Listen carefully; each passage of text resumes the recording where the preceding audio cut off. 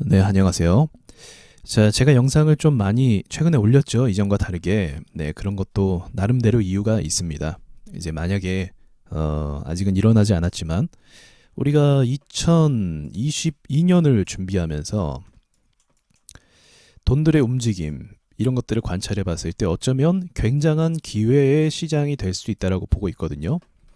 네, 지금 글로벌 증시나 부동산 또는 뭐 화폐의 가치 이런 것들이 거의 이제 거품 수준인 건 맞아요. 그래서 굉장히 위험한 건 맞지만 이제 이 거품이라는 게 또 무서운 게 뭐냐면 끝을 알 수 없다는 거거든요. 끝을 알 수 없다는 게 이제 거품의 무서운 점입니다. 그래서 오히려 한편으로는 이 거품을 통해서 수익을 낼 수가 있는 거죠. 쉽게 얘기하면 우리 바이오주가 오르잖아요. 그럼 약도 만들어지지 않은 게 막 10배가 오르고 이럽니다.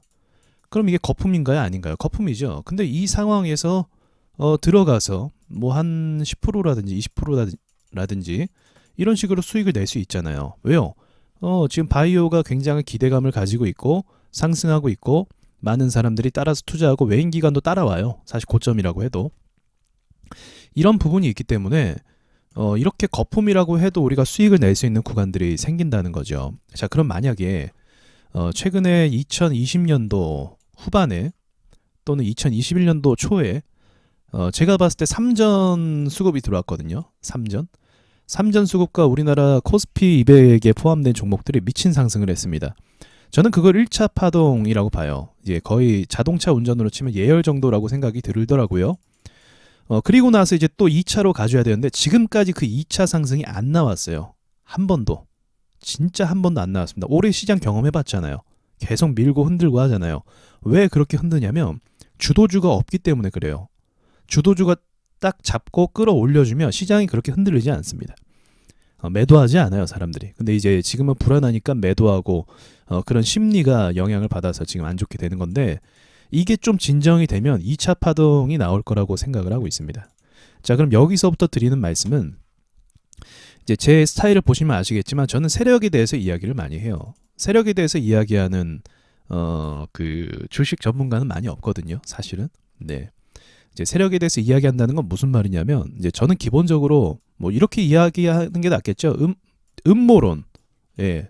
저는 음모론 쪽이라고 보시면 됩니다. 사실 제가 여러분께 이제 설명을 하기 쉽게 말씀드리기 위해서 저를 이렇게 말씀드리는 거지. 사실 음모론이라기보다 저는 이제 합리적인 추론을 가는 거죠. 비상식적인 거. 그런데 이해가 안 되지만 세력의 관점으로 보면 이해가 될 수밖에 없는 그런 걸 이야기한다는 겁니다. 그래서 저는 이제 세력의 규모를 좀 크게 봐요. 이제 글로벌 세력이라고도 표현을 하고, 네, 우리나라 증시는요, 이 전 세계 시장 있잖아요. 이게 주식 시장이에요, 전 세계. 그러면 미국 주식이 55%를 차지합니다. 엄청나죠? 미국 주식이. 그리고 이제 그 외에 막 여러 나라들이 있는데 일본도 있고 중국도 있고 우리나라는 요 정도밖에 안 돼요. 굉장히 작은 시장이죠. 미국에 있는 뭐 큰 자산운용회사가 우리나라를 한번 쓸고 가면 그냥 우리나라 주식은 초토화가 될 수도 있어요. 그렇진 않지만 그런 일이 일어나지 않지만 이제 물 밑에서 작업을 하지만 대놓고 그렇게 하진 않고 그래서 우리나라 주식은 초토화가 될 수도 있어요. 그러니까 세력이라는 건 그만큼 규모와 힘이 강합니다. 최근에 주식도 움직임도 보시면 아시겠지만 뭐 막 30% 올렸다가 어떻게 합니까 또? 20%막 하루아침에 밀어버리잖아요. 이런 일이 막 벌어지고 있잖아요.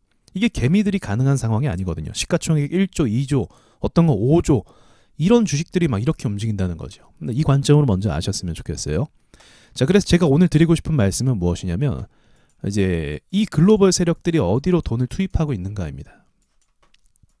그래서 저는 메타버스를 말씀드리고 싶어요. 얼마 전 라이브에서도 말씀드렸지만 메타버스가 주식시장을 완전히 뜨겁게 달굴 만한 재료인 건 맞아요. 그런데 아직 이것이 반영이 안 됐어요.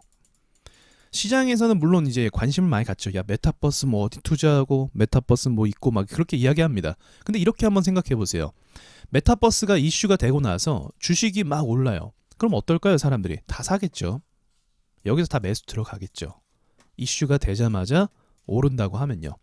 근데 세력들이 그렇게 바보는 아니에요. 한 템포를 죽일 수도 있고 투자 소식을 띄운 다음에 한 6개월 정도 또는 1년 정도 뒤에 반응으로 올릴 수도 있어요. 예를 들어서 우리나라가 수소 경제를 발표했을 때 수소 관련주가 올랐습니까?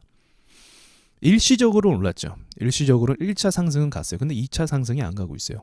우리나라 주력 산업이 될 수소 경제 테마주가 안 간다는 거예요. 그러니까 세력이 안 보내는 거죠. 미래적이거든요. 굉장히 전기차 시장보다 더 클 수도 있어요. 수소 경제가 굉장히 미래적인 건데 이게 반응이 안 됐어요. 그럼 왜 반응이 안 됐냐? 세력들이 안 보내면요 안 가는 거예요. 근데 한번 생각해 보시죠. 수소 관련주들이 갑자기 전고점을 찍어요.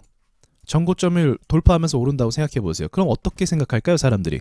와, 수소 알아보기 시작해요. 수소 공부를 합니다. 수소 경제가 뭘까? 공부를 해요. 그리고 나서 괜찮네 하면서 매수가 들어옵니다. 근데 지금 이미 수소 경제는 괜찮아요. 근데 지금 투자하는 사람 있습니까? 안 하죠. 왜 안 하죠? 세력들이 방치하고 있으니까. 차트가 죽고 있으니까. 자, 한국가스공사 수소 경제를 선언했습니다. 굉장히 의미가 있죠. 이제 방향성을 바꾸겠다는 거예요. 공격적인 투자도 하고 설비도 늘리고 하겠다는 겁니다. 근데 주가 보세요. 매력이 없죠. 근데 만약에 여기서 수소 경제를 가겠다고 발표한 이후로 갈 수도 있거든요. 자, 이때 이후로 신고가 찍으면서 또 한 번의 슈팅 나온다고 생각해 보십시오. 그럼 사람들이 어떻게 생각할까요? 아, 이제 수소가 엄청난 산업이구나. 그때부터 막 뉴스에서도 그렇고 사람들이 공부하고 나서 야, 수소 경제가 이런 건데 뭐 산업 그 기대 뭐 매출이 이 정도고 뭐 이런 이야기를 막 할 겁니다. 그때 가서는 할 거예요. 근데 지금은 안 하는 이유가 뭐죠? 세력이 차트를 안 올리니까.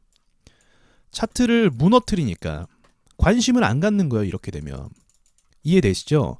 세력들이 올리고 신고가 만들면 그때 사람들이 공부를 하기 시작합니다. 그리고 이게 좋다라고 스스로 평가를 하기 시작을 해요. 근데 차트가 안 만들어져 있으면, 차트가 무너져 있으면 관심을 안 가져요. 아, 저거 별거 아니네. 근데 그러다 나중에 오르면요. 그때 또 공부해요. 엇박자인 거죠. 세력이 차트를 만들어내고 나서 기사와 뉴스와 호재로 여러 가지 막 다 띄워요. 이미 준비되어 있어요. 그걸 뒤늦게 보고 나서 아, 이거구나라고 하는 건 늦은 겁니다. 늦은 거예요. 미리 분석하고 미리 파악을 해야죠. 자, 그럼 메타버스 이야기 다시 돌아와서, 자, 메타버스 시장이 지금 네이버가 아까 지 카페에 누가 기사를 올려주셨어요. 회원님이.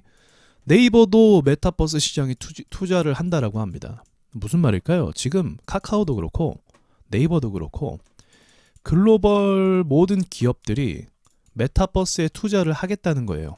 얘네가 바보입니까? 아니죠. 네, 구글이나 페이스북이나 다 메타버스로 가고 있잖아요. 바보가 아니에요. 돈이 남아 돌아서 심심해서 하는 게 아니에요. 여기서 창출될 수 있는 가치가 계산을 본인들이 할 거 아닙니까? 회의를 하고 계산을 해보니까 창출될 수 있는 경제 가치와 규모가 엄청 크다는 겁니다. 크다는 거예요. 그리고 지금은 이제 차트들이 가만히 있지만 메타버스 관련주들이 뭐 NFT는 아직 오른 게 없잖아요.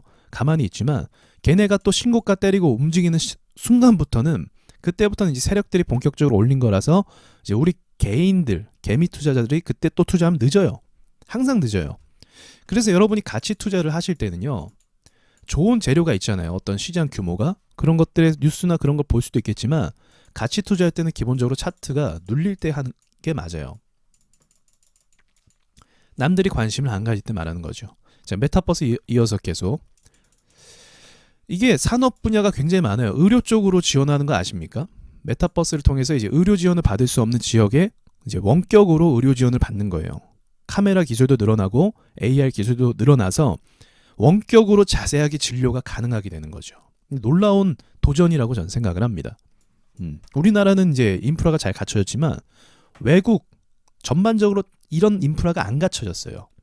그러면 그 의료 지원이 부족한 해외에서도 이 시스템을 통해서 의료 지원을 받을 수 있어요. 해외까지 막 가야 되잖아요. 근데 이제는 이걸 지원을 받을 수도 있게 되는 거죠. 엄청난 도전이라고 저는 생각합니다. 자, 그리고 이제 이 기술이 되려면 뭐가 돼야 됩니까? 5G. 통신망들이 전 세계적으로 설치가 돼야 돼요. 아직 설치 안 됐습니다. 우리나라만 설치됐어요. 우리나라가 시범 국가예요, 정말로. 그래서 우리나라 기업들이 여기서 뜰 수가 있어요. 그렇죠? 그러겠죠? 자, 그다음 보안이 중요하죠. 가상 공간 안에서 활동을 하기 위해선 이제 누가 내 모습으로 다니면 안 되잖아요. 그래서 보안이 매우 중요합니다. 그래서 보안도 아마 이슈가 많이 될 거예요, 나중에. 자, 또 뭐가 있을까요? 이제 이 관련된 기계가 필요하겠죠. 이제 VR 기기라고 해야 되나요? 이런 것들도 이제 판매가 될 겁니다. 전 세계적으로 기술도 더 늘어날 것이고요. 그리고 우리가 잘 알고 있는 게임들도 이제는 가상 공간에서 사고 팔고 이런 것들이 이제 실체화가 될 수도 있는 거죠. 아직은 그런 게 안 됐죠. 뭐 말도 안 되는 소리냐 이렇게 말하지만 비트코인도 처음엔 말도 안 되는 소리였죠. 근데 이제는 이런 것들에 대해서 글로벌 기업들이 투자를 하고 있다는 게 굉장히 의미가 있는 거죠.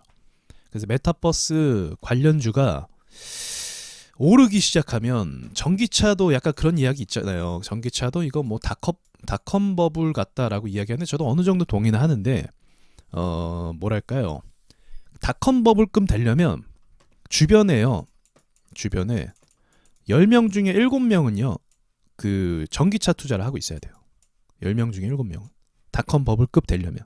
제가 봤을 때 그냥 특정 섹터만 올랐고 주식이 우리나라 코스닥이 오른 건 아니에요. 전기차 때문에. 그런데 메타 같은 경우는요. 우리나라 시총 지금 카카오가 뭐라고 했습니까? 우리나라에서 그 100조 기업으로 시가총액 100조 기업으로 뭐 서겠다, 선다 막 이런 이야기 있잖아요. 네이버, 카카오도 네이버도 그렇고요. 그러면 무슨 말이냐면 지금 우량한 회사들 시가총액이 1조, 2조 넘기는 시장을 전체적으로 들어 올릴 만한 이 회사들, 심지어 바이오들도 준비를 하고 있고요. 이것들이 상승하면은 이제는 이 닷컴 버블처럼 열의 7명은 주식을 할 수밖에 없어요. 다 오르는데요, 주식이. 관련주가. 이렇게 되면요. 네, 되면요. 다 오르는. 그럼 안 할 수가 없죠. 다 하죠. 다 할 수밖에 없습니다. 그러니까 메타버스는 제가 봤을 때 단순히 지금 뭐 뉴스에 나와서 말하는 차원으로 제가 보는 게 아니고 이거랑 관련된 시가총액과 그리고 시장이 흘러가는 규모나 그리고 기업들이 투자하는 돈의 규모 이런 것들을 제가 계산해 보니까 이게 보통 섹터가 아니라는 거죠.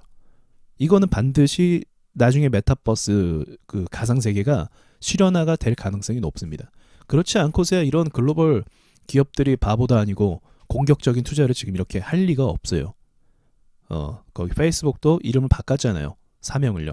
그 정도로 지금 이게 흐름이라는 겁니다. 근데 우리가 주식할 때 어때요? 당장 내가 지금 떨어지고 있는 거 이거 집중하고 있죠. 그러니까 이제 어떻게 보면 숲을 보라는 말을 많이 하잖아요.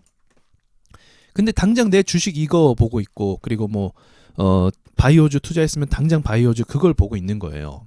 그러니까 이게 그 시야 자체가 그런 거 있잖아요. 이제 운전도 초보 운전은 시야가 좁잖아요. 어쩔 수 없이. 그래서 이제 뭐 몸을 앞으로 기울여서 운전하지 않습니까?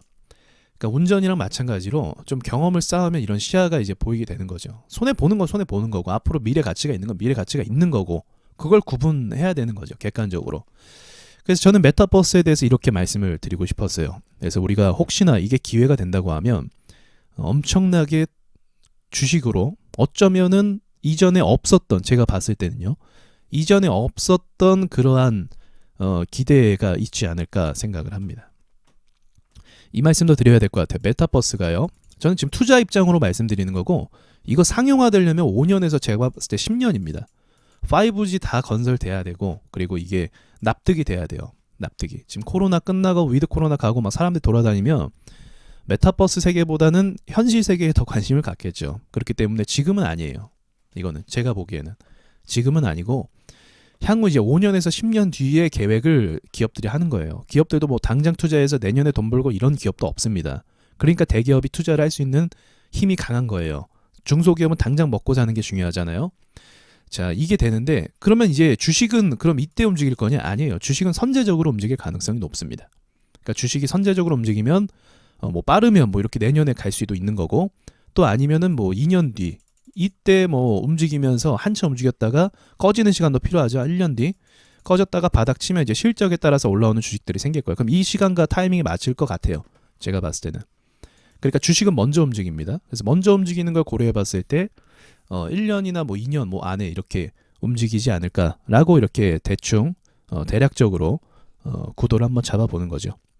자, 여기까지 말씀드리고 우리가 이거 메타버스뿐만이 아니라 이런 식으로 시장을 좀 평가하면서 바라보는 시야를 좀 늘리시길 바라면서 이상 마치겠습니다.